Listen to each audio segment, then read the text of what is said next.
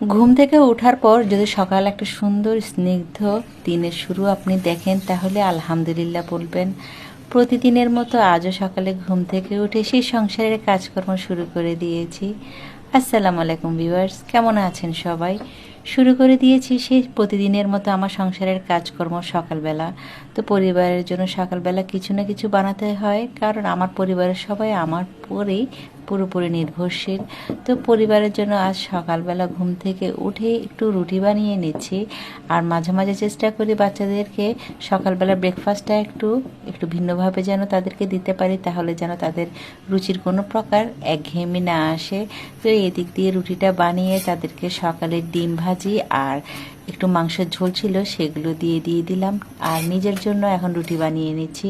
সব কিছুই আমি গরম গরম করছি। আর এদিক দিয়ে আপনাদেরকে সুন্দর একটা জিনিস শেয়ার করছি, আর সেটা হলো বাহিরে এত সুন্দর মৃদু বাতাস। আমার তো এত ভালো লাগছিল আজ রান্নাঘরে কাজ করতে। যদিও সকালবেলা ঘুম থেকে উঠে আমি রোদে দেখা পাইনি, গুড়ি গুড়ি বৃষ্টি পড়ছিল আর চারদিকে খুব সুন্দর বাতাস বইছিল।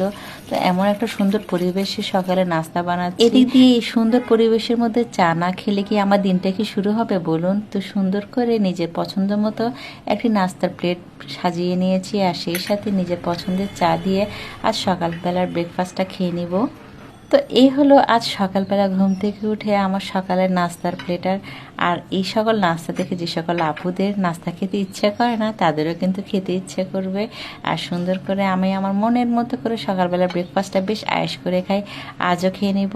তো আশা করি আমার এই সকালের নাস্তার আয়োজনটা আপনাদের অনেক ভালো লেগেছে। তো দেখা হবে নেক্সট ব্লগে। সবাই ভালো থাকবেন, সুস্থ থাকবেন। আল্লাহ হাফেজ, আসসালামু আলাইকুম।